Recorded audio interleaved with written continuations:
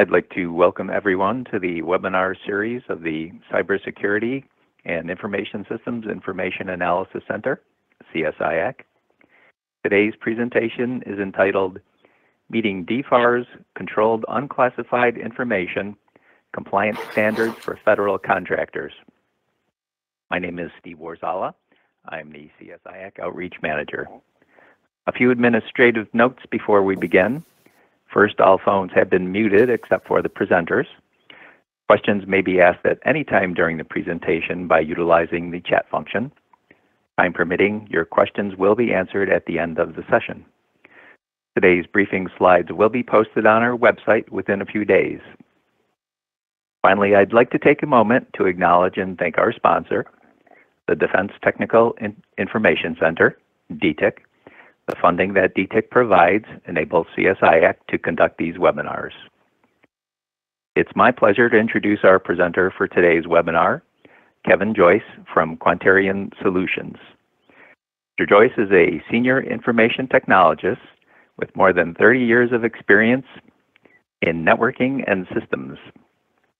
He has planned, engineered, maintained, and overseen upgrades of diversified network and IT systems for various organizations in the fields of healthcare, banking, and government defense. Kevin is well versed in the latest technologies and best practices for network management, administration, storage, and network security. He has also worked on teams conducting network assessments, security risk assessments, and risk management framework assessments for various government agencies. Kevin was appointed as the Quanterion Insider Threat Program Senior Official in 2016 and was a key member of the CUI certification team. He holds a BS in Electrical Technology from SUNY IT in Utica and an MS in Telecommunications from the University of Colorado at Boulder. I will now turn the presentation over to Mr. Joyce. Good afternoon, Kevin. The floor is yours. Thank you very much, Steve. I appreciate it. And welcome, everyone. Thank you for attending. What we're going to go through today is the process that we followed here at Quanterion Solutions to meet the DFARS requirement for Controlled Unclassified Information compliance. Please feel free, if you have questions, to put them in the chat box. I'll try to get to them during the presentation. If not, I will get to them after. So here's our agenda for today.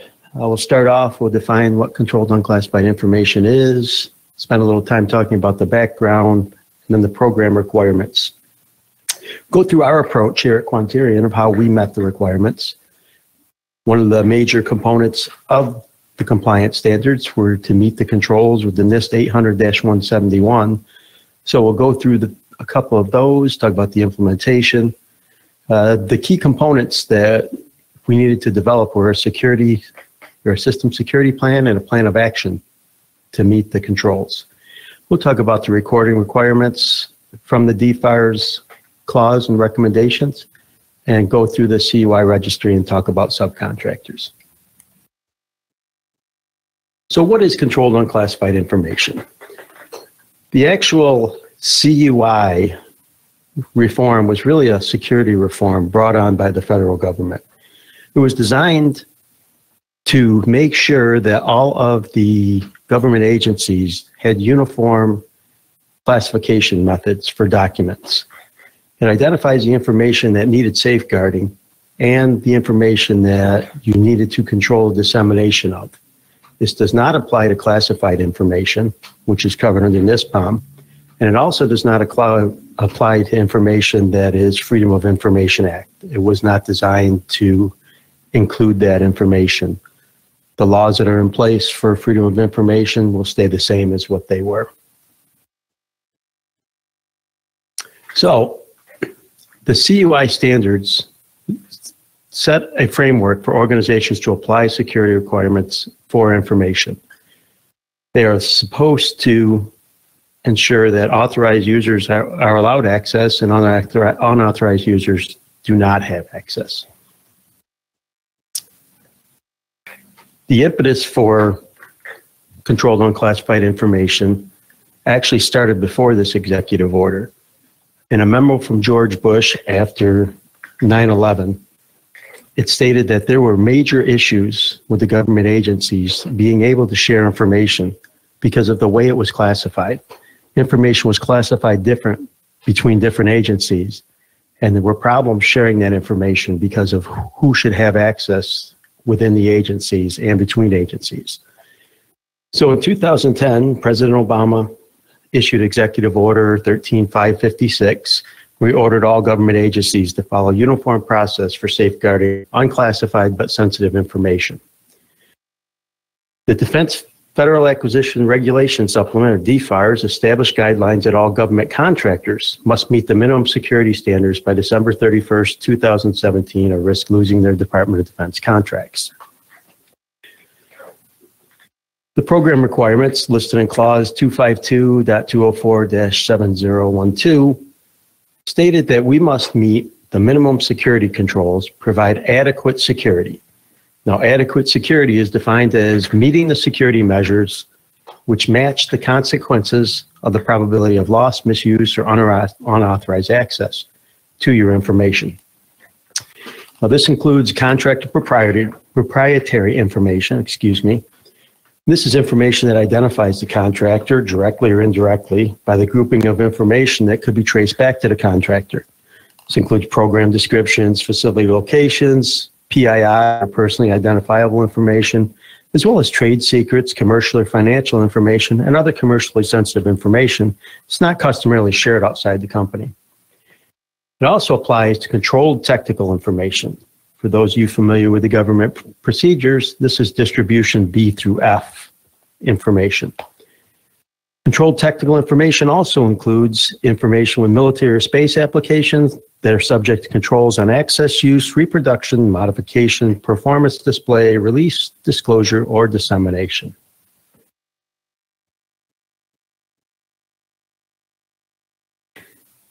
Part of the program requirements were that the contractors should implement the National Institute of Standard and Technology Special Publication 800-171 controls as soon as practical, no later than December 31st of 2017.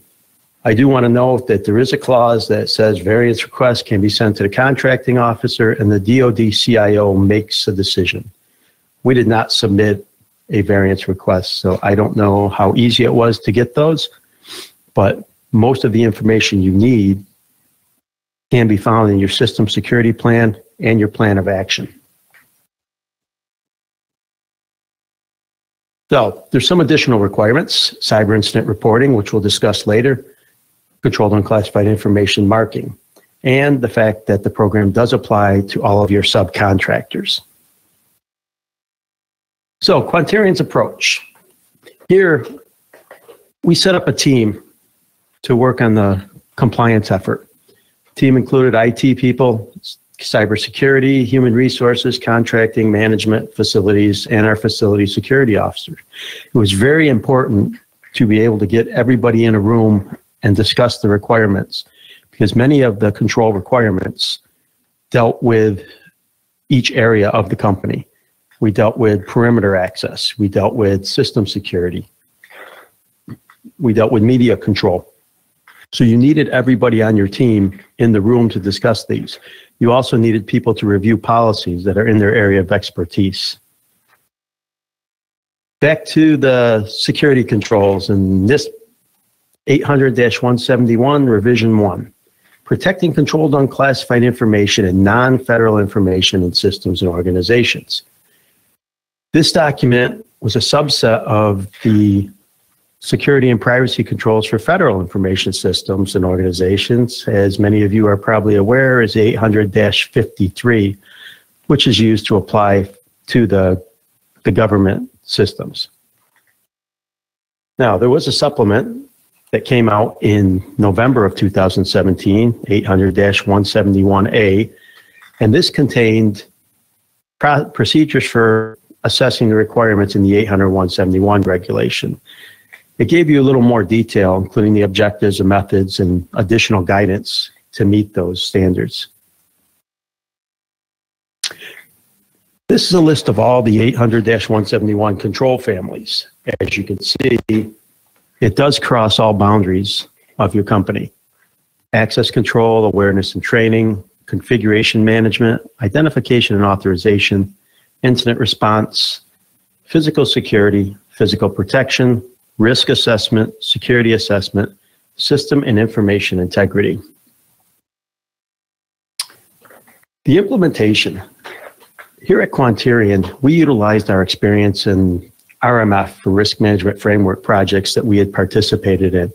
Being familiar with those controls and the training that we had attended made it easier for us to be able to analyze the controls as we were looking at them and apply them to our systems. The big thing we did is we had one of our system administrators break down those control templates into separate spreadsheets for each family. That made it a little easier than, rather than dealing through lines and lines for different families, be able to isolate a single family into one spreadsheet. And we were able to go through and analyze and document our progress. In those spreadsheets, it listed the controls, the 800-53 indicators, the control correlation identifiers or CCI definition numbers, provided implementation guidance, the assessment procedures, whether it was implemented, and where it was documented. Now, one of the things we did the first round of going through the documents was to highlight everything in red that we were not currently compatible with or not currently compliant with. Once those were documented, the next time we went through, we were able to easily find the items we needed to work on, and then we changed those back to black. And in the notes section of our spreadsheets, we were able to note the system security policy or the insider threat program plan in the exact section. So in the case of an assessment, it's very easy to go in and find exactly where you documented your compliance. That was the other thing that really helped us is we relied a lot on our insider threat program plan, which was published in 2016. A lot of the information we needed for our CUI compliance was included in the program plan. So control correlation identifiers, or CCIs. These are standard identifiers and descriptions for specific controls or best practices. I have a couple examples here. CCI 002314. The information system monitors remote access methods, and this is in the AC control family. There's also 00823. The organization coordinates incident handling activities with contingency planning activities. And that's out of the IR family. Now, these give you exact information on what you are evaluating within the control. So our assessment process, there's two steps.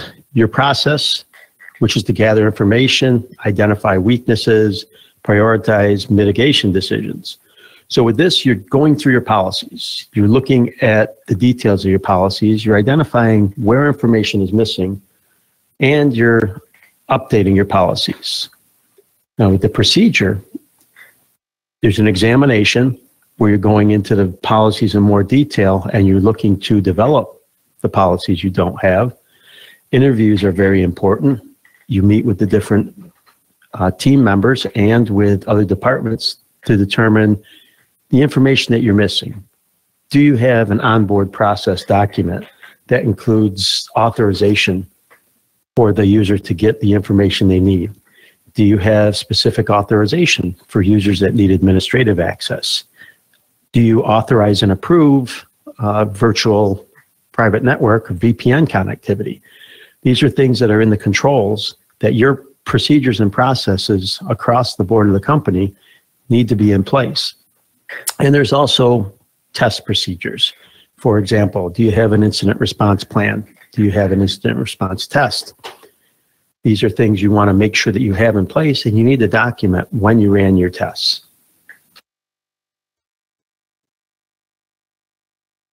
So the control requirements, there's two sets of requirements. There's the basic security requirements, which are your baseline configurations, your inventories, your security configuration settings. Inventories and asset management is a very big part of your control requirements because you need to know what is on your network in order to secure it. We have a separate guest network, and we have a bring your own device policy, which limits people bringing in their devices and phones to that guest network, which has no connectivity to the inside network. Company controlled resources that are under our antivirus and our WSUS servers, those are the ones that we allow on the internal wireless network. The other section of the control requirements are the derived security requirements. These include change management, access restrictions, least functionality, which means you provide the least functionality that people need to do their job. And the other really important security requirement is deny all or allow by exception. So in a firewall, when you configure the firewall, it comes in with no configuration whatsoever, except for the very last statement, which is an implicit deny all, which means unless you explicitly allow it, everything is going to be blocked. And that protects yourself from any information that's coming in and traffic that's coming into your network. So you need to know exactly where all of your configurations are, and you're allowing exactly what you need on your network for people to do their jobs. So I'd like to go into a little example of one of our controls that we worked on. I'm going to share my screen here. This may take a second.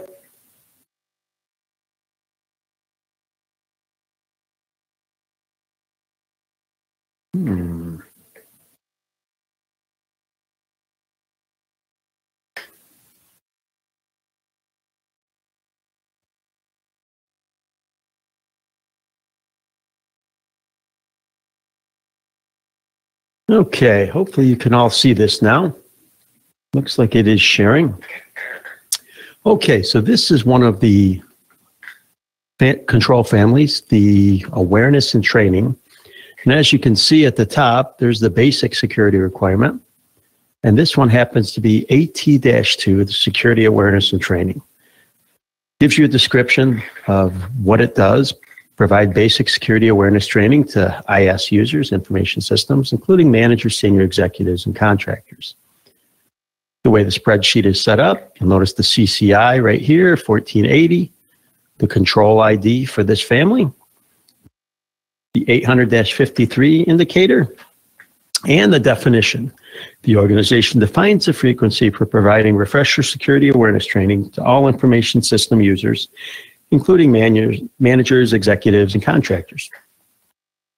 And under the implementation guidance, this is usually what the DoD recommends. Now, as an organization, you need to make a decision if you're going to follow the same guidance or if you're going to vary from it. And if you do decide to vary from it, you should document why it should not apply directly to you. Obviously, with this one, the defined frequency is annually. We already did that as a company, so we were able to follow that recommendation.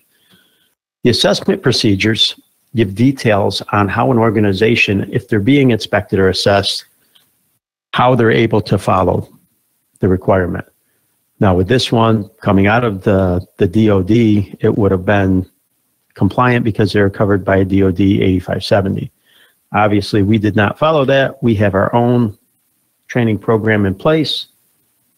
And if you'll notice here under the implemented, yes, no, or undocumented, yes, we have it.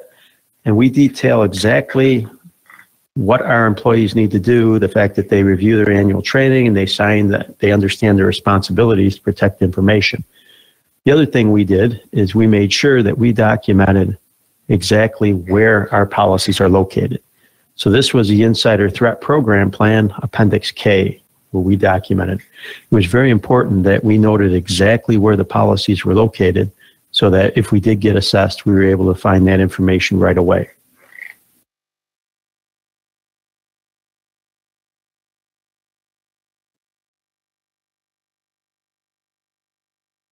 Okay. We're back to our slides now. So out of the 800-171 requirements, the two main items that you needed to develop were system security plan, if you didn't already have them, and that includes how the requirements are currently met. We documented everything that we do as a system, including our physical security, our perimeter security. We added information about our bring your own device policy, mobile access, documented how our network's configured, our boundaries. The other thing we did is we created a plan of action until we were able to meet all the controls. The plan of action indicated how unimplemented requirements were going to be met. Now, these requirements, we were very strict about the way we created our plan of action. We made sure that they were linked directly to the CCIs and to the controls. So it was easier when we went back in to remediate the actions in the plan of action. We knew exactly where to find them and we had the requirements. So it made it a lot easier to remediate. Now, during our research, there's a number of policies that we determined that were needed. Now, not every organization needs these. It's based on your size and the work you do. but incident response, audit policy, acceptable use for users, mobile device, physical security, records of ascension. If you handle personally identifiable information, PII, you need to have a policy in place of how you're going to protect that. And as most organizations should have, your business continuity, continuity of operations, disaster recovery plan, which should include documenting your backups and your recovery procedures. There is guidance to create a system security plan. This special publication 800-18R1 is a guide for developing security plans for federal information systems. It provides you a template to get started if you do not have one started already. So as I discussed previously, in the system security plan, there's a system operating area that breaks down your network, your system boundaries, where your locations are, what security requirements are met. As you go through, you'll document how your systems are set up, how your network's configured, your interconnections to other systems. Extremely important to be able to show how your systems connect to the internet and site-to-site VPNs and other connectivity, so that if someone comes in behind you, you know exactly where those systems are configured and how they're linked. Links to policies. Rather than recreating the wheel, we linked to the policies that already existed. We did not want to just create another incident response plan. We have an incident response policy, and in there we have a plan on how to respond to incidents. We also have an incident response test plan. So in our system security policy, we just pointed to those policies. We also tried to make sure that our system security plan aligned closely with the controls in the 800-171. For example, our audit policy, we attached to Appendix A, and we made sure that it was noted as the audit and accountability control family. The next requirement for the CUI compliance was incident reporting. The reporting requirement was that our government contractors must rapidly report cyber incidents within 72 hours. All cyber incidents, including ones that result in significant loss of data, system availability, anything that impacts a large number of victims, unauthorized access to or malicious software that is found on critical IT systems, anything that affects critical infrastructure or core government functions, impact to national security, economic security, or public health and safety.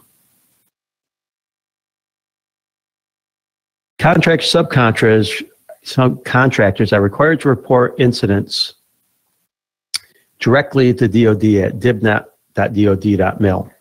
And if you go to that site, the Defense Industrial Base Cyber Incident Reporting link is shown below. This is where you actually submit your report. You need to make sure you have your information before you try to create your report. You need the details of the incident. You need your company information, point of contact, your contract information, your Dun & Bradstreet number. In your incident response plan, all of this information should be detailed. You should have a form that you fill in the information which should match what they're looking for, so it makes it easier. You also need to make sure that forensically you have all of your data saved and that you're able to provide the information if the government needs to come in and do a forensic analysis. So you want to make sure you preserve the evidence. Okay, the next section is the CUI Registry. At archives.gov, this is an online repository for information guidance policy and the requirements for handling controlled unclassified information. Identifies the approved CUI categories and subcategories. This is where it tells you how to actually classify the information. It's also very important that information is properly marked. There's an entire handbook called the CUI Marking Handbook, archives.gov, defines standardized markings, details mandatory and optional markings, and subcategories. The Department of Defense is responsible for assigning the markings, and these you can find online. And as you've noticed through the presentation, I've included references in the last 2 slides, so you don't have to dig and try to find all the information. You can go to the references and find the latest information and updates if there are any.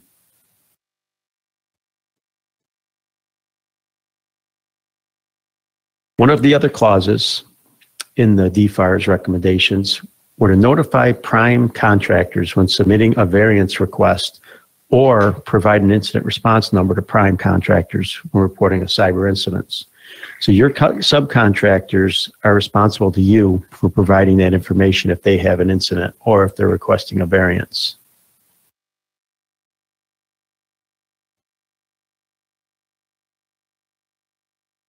Okay, so that's all I have. I just wanted to point out that there is a CUI forum on the CSIAC website. We're hoping that everybody will come in and share your lessons learned and be able to share information to help those who have not yet met the compliance or information that you found. I think we have some time for questions. Okay, well, thank you, Kevin. That was a good overview.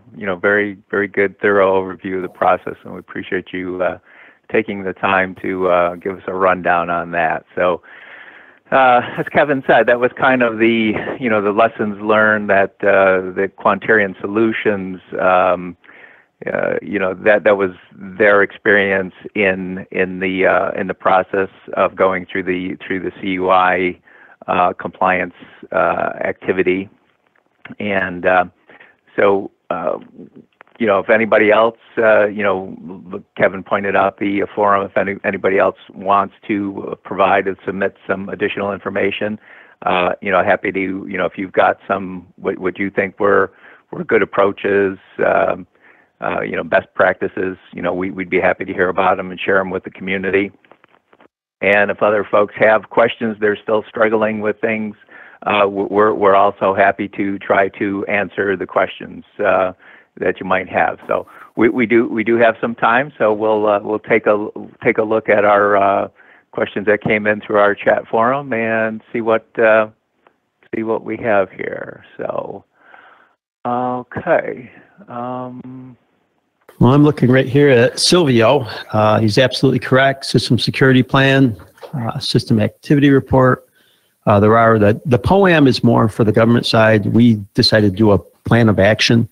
We don't really include the milestones, other than it's a working list that we use to cross off and keep track of the items that were outstanding.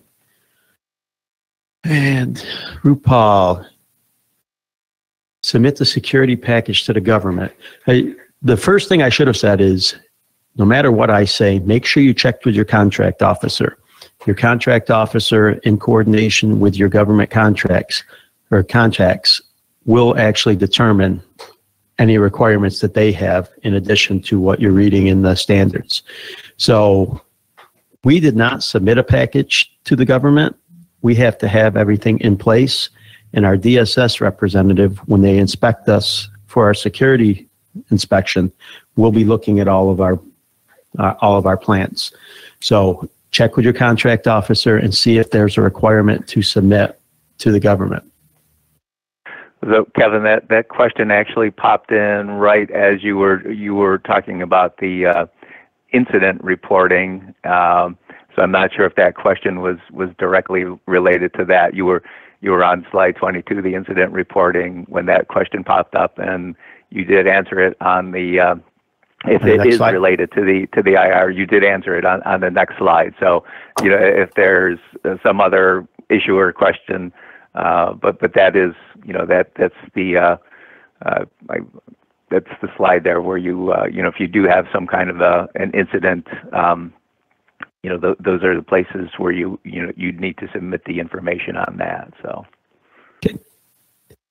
All right. How does this pertain to hiring foreign nationals? That is totally up to your organization and the government contract. You need to look at the terms of the contract. I don't think controlled unclassified information really has anything to do with that other than dissemination, but you really need to look to your contract officer to get clarification from the government. Yes, Andrew, we do use VLANs and separate networks. We use a number of VLANs, and that is how we control access between our different networks. We also use our Active Directory permissions to control access to information. Is Google Cloud good enough? I'm not familiar with Google Cloud, to be perfectly honest with you. As somebody pointed out below, there are FedRAMP accredited sites. You have to be very careful and really analyze the FedRAMP requirements. CUI is covered, or cloud is covered under CUI, but it really depends on the cloud site. I know Amazon Web Service has a number of FedRAMP and control classifications that they follow. That's a good question, Jan. I don't know. I'd have to get our marketing people and our administration people to find out how much we spent. I know because that we've done RMF work, we were a little more familiar with it. So it was more a matter of getting together and analyzing our policies. So that would have to be a company individual decision. But a lot of the things that we did were things that we should have been doing anyway, and updating our policies that were already in place. Most of the Kevin, in general, did you find the process worthwhile? You think you said they were things we should have been doing. So did it kind of force the issue? I mean, if other folks hadn't been doing it, is it did you actually find value in having to do this process? Oh, it was very valuable. It's industry best practices and a little more in depth than most companies would go to, and it kind of forced you to look at the things that you may not have looked at. Is your incident response plan up to date? Do you have a test plan? Do you test that? And that's the way that a lot of the controls work. You need to have a plan. Have you reviewed the plan? Do you review it annually or at some controlled point? Do you test the plan? So a lot of these things that, as organizations, as IT security professionals, we should be doing anyway, but we get caught up in the day-to-day in the projects and we don't always take the time to do those things. So it's more of a checklist to be able to go through and make sure that you're doing things the right way. Let's see, Charlotte, outside of the DOD, if the government agency has not defined CUI, we are taking steps to define CUI within our organization. That's a very good point. That's a important part. You've got to identify the information you have to protect. And from a network standpoint, you need to be able to protect your entire network in order to protect that sensitive information.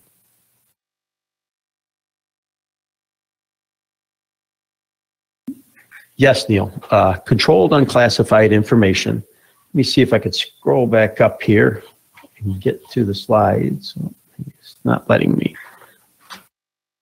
So controlled unclassified information includes controlled technical information with military or space application that is subject to controls on the access, use, reproduction, modification, performance, display, release, disclosure, or dissemination. But it also includes proprietary information that identifies the contractor, including program descriptions, facility locations, personally identifiable information, or PII, which is especially important with the HIPAA laws, and also with some of your other regulations like Sarbanes-Oxley. I didn't speak about it a lot, but as a company, you really need to protect your employee information, because that is one of the things that will cause trouble if that information gets released. Things like people's social security numbers, things that a hacker would want, and identity thieves.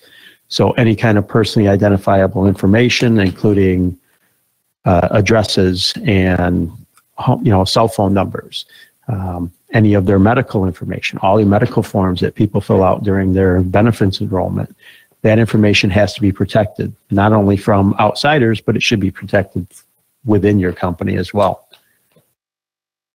I'm trying to read the rest of your question here. I hope that answered what you were asking, Neil. Well, as far as policy that prevents the use of CUI on non-government, this is actually policy. We are working on finalizing our policy, but at Quanterion, our policy is that only information on company-owned computers is allowed, CUI on company-owned computers. And the main reason for that is with a company-owned computer, we are allowed to dictate the antivirus. We push updates. We ensure that there's no viruses and make sure that when you connect to the network that you get updates and you're scanned. On personal computers, there's no control over what information is on there and can be accessed from the outside. We do not. Some companies have a network access control system that allows outside computers to come in and be tested. With a network access control system, it will test whether you have updated antivirus, whether you have recent patches. It's critical for all of us, as we all know, to make sure our systems are patched and our antivirus is up to date. I know there's some people out there who say that antivirus is old, you don't need to use it anymore, it doesn't help. But it does help, primarily because hackers go for the low-hanging fruit. They want to detect that easiest information they can get to. And if there's a vulnerability that's been around for 5 or 10 years, that's easy. Everybody knows how to exploit that. So if you don't take the time to patch the older issues, then you're going to be just as vulnerable as a new zero-day attack coming out. Okay, Kevin, I think you also mentioned that the regarding kind of bring your own devices, that Quanterion set up a separate network for personal devices that connect to, which are separate from the company, the corporate network. Is that correct? Correct. Yes, we do. We have a guest network that, personal devices, cell phones, and tablets and things that can connect to just internet access, but it does not have access to the inside. Going back to the list here, Charlotte, yes, we do conduct internal, external penetration tests. We do those in-house. We have people on staff that can do that work for us. Okay. There was another question about prime dealing with subcontractors. If different primes are using the same subcontractor, there was a question about when the primes flow down their CUI requirements to the subs. Could it be possible for the subs to receive conflicting guidance from those primes? Well, I guess it would be possible. What I would do is go through your contracting officer and make sure that your contract details exactly what you're looking for from your subcontractors. We're all following the same requirements. We're all following the 800-171. So we shouldn't have those conflicts. They should be able to, follow the same requirements and make sure that your subcontractors are, on the same page as you. But like I said, these are things that have to be worked out through the contract officer and make sure that, it's clearly spelled out what your expectations are from your subcontractors. Now with the regulation though, wasn't there some sections that were kind of open to interpretation where that could lead to, one prime, taking one path, one way of handling it, and another prime may make a different decision. So I think you could end up with a, like I said, one prime asking for something and another prime asking for something else. So I think you could see some variations there. So I think you may have to work those issues if they do arise. But I do think that is a possible, viable possibility. Yes, it absolutely is. You really should, like I said, go through your contracting officer and make sure that you're understanding what they're asking for from your prime contractor. Going back to the next question, yes, if you do meet all the requirements of the 853, you will meet the CUI requirements because the CUI requirements are a subset of the 800-53. Silvio, plenty of 800, 171 controls to address supply chain management, visitors. Okay, well, thank you for that information. Yes. As for Google Cloud, if you guys can see what Silvio pointed out, the cloud service providers covers controls, security zones, and most importantly, incident response data destruction.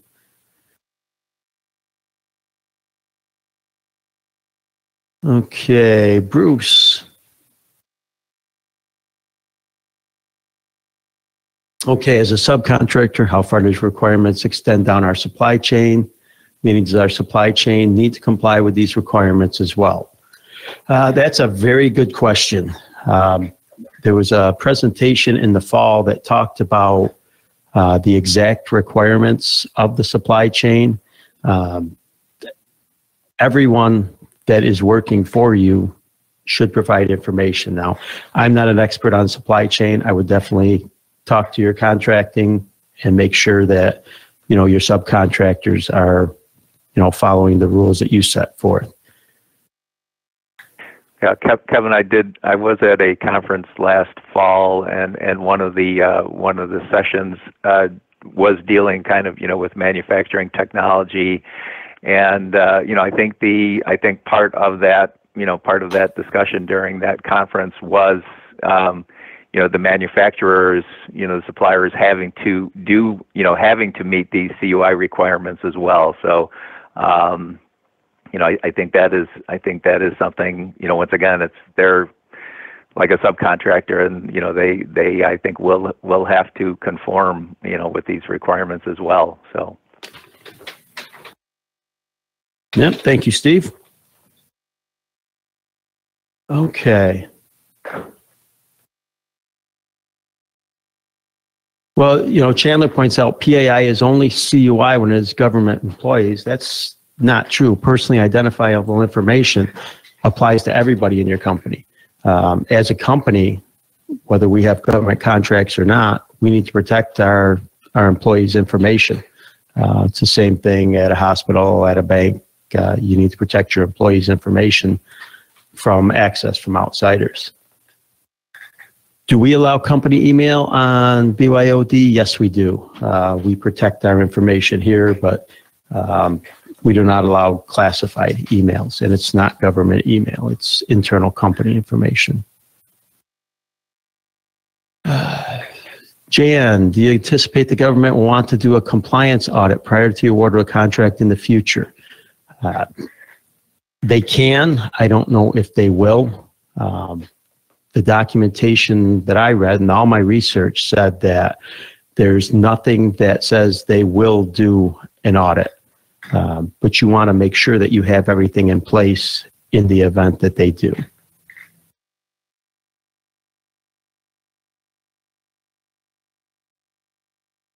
I do see your response, Chandler. I'm thinking more not from a government contractor. I'm just thinking from a company. So any PII within your organization should be protected, should have additional protections in place.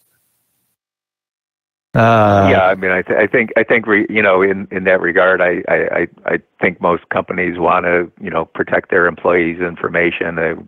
You know, the companies want to protect their proprietary information. So, you know, I think that's only common sense that, you know, we'd want to protect our own personal data as well. Right. But I think what people are pointing out is the actual definition of PII is only federal government employees, but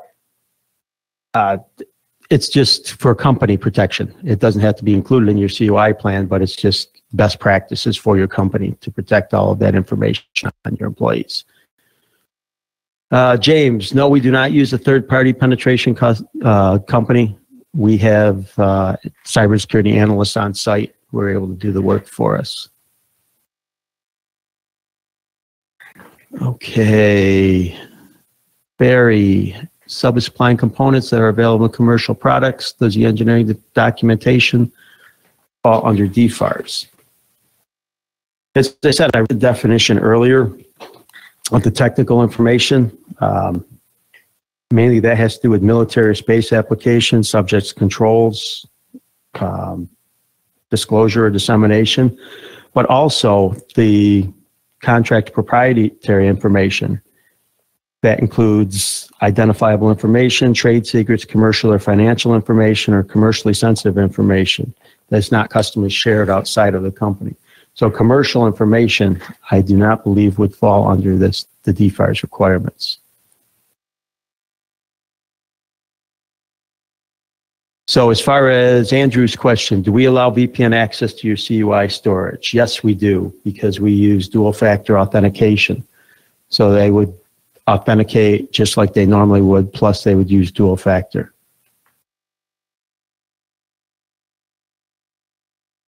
Okay, Joel, DoD contracts are not specifying what data is CUI. We are taking the approach that all data generated or received is CUI data.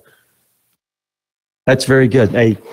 I think we defined it as the data that would be our sensitive data, or data that was under the distribution B through F that we handle for the government. We are not protecting, presentations like this that are, open source. But we looked at our data and things that were under those distribution lists or things that were PII. That's the data that we are protecting. Yeah. So the only one you didn't have listed there under that under the CTI category, so distribution A is basically full and open. So when it's of that nature, that's something that we're not concerned about. Correct. Okay, I'm reading through Chantel's post. All right, thank you for that. That's very good in response to Jan's question. Okay, Andrew, how do we enforce guest access for BYOD? We actually do MAC authentication. It's not the easiest thing to do, but as a smaller company, we are able to do that, and we do on both guest network and the internal network. We enforce MAC authentication. Sylvia, I'm not sure what you were asking. A tool other than Exacta by Telos. We are not using it. Yeah, well, we are not using Exacta for our CUI. I think if you have familiarity with it, it's very expensive, and it's more designed for the government, RMF process. Something somebody could certainly look at. I don't know if they will be coming out with a CUI module in the future. I think for most small organizations, it's going to be priced out of the range that they'd be able to use for a compliance program. One other thing I failed to mention is one of the things that we did here internally is we implemented a web security gateway, which really helped with a lot of our monitoring and blocking of malware and spyware and viruses. So that's another area to look at for a semi-reasonable fee. You can have a device that's automatically updated that you can program, and then you can do reporting and gather information and block exactly what you want to protect your users. Chandler, the registry says PII is only CUI when federal government employees. Trying to understand.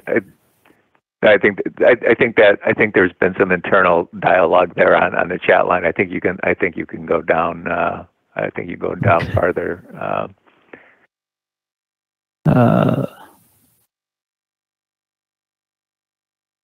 There's a question on following up on company email on the BYOD. Do you prohibit discussion of CUI electronically? Any other controls other than the policy itself? No, we do not. It's all policy based. Our web security gateway may allow us to block certain traffic, but we have not configured that as of yet. Then Andrew, last question.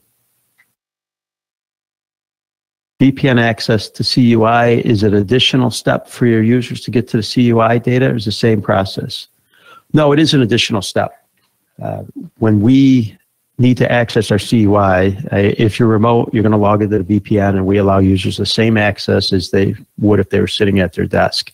They use their same domain credentials to be able to access the network. But we have dual factor authentication to be able to access the CUI. So whether you're here or whether you're remote, once you've authenticated to the VPN, all your traffic is encrypted, you still need to do the dual factor.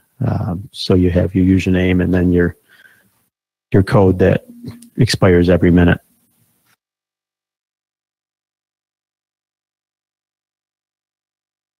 I don't see any more questions, Steve. So, oh, Mark just squeezed one in. Under the wire there. Paste the link, but search. Okay, thank you for that information, Mark. Thank you, Harry. I appreciate it.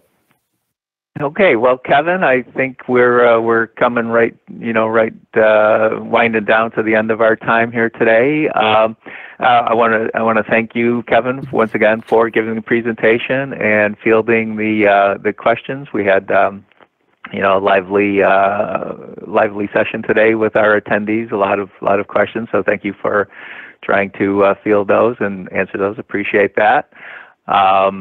Once again, just want to, remind folks that we do have the tech forum. So if something, if a question pops into your head, somewhere after this webinar ends, you can always, you can always come back to the site and post your question on our forum site there, and we will do our best to get back and try to give you an answer and point you in the right direction. So.